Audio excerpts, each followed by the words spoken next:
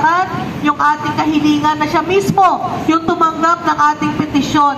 Sana po ay mabigyan na ng katuparan yung ating mga demands at matigil na po itong mga mandatory fees sa mga OFWs. Thank you po, Conjen.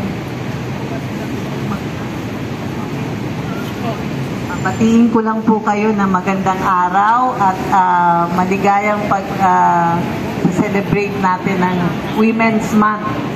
Mga bayani ng aming bansa, mga babae, mag-iingat kayo at ito po ay makakarating sa Presidente at asahan ninyo ang aming pagmamahal sa inyo at suporta. Maraming salamat po.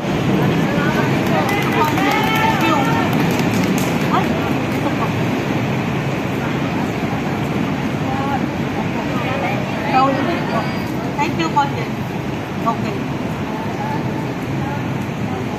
Okay. So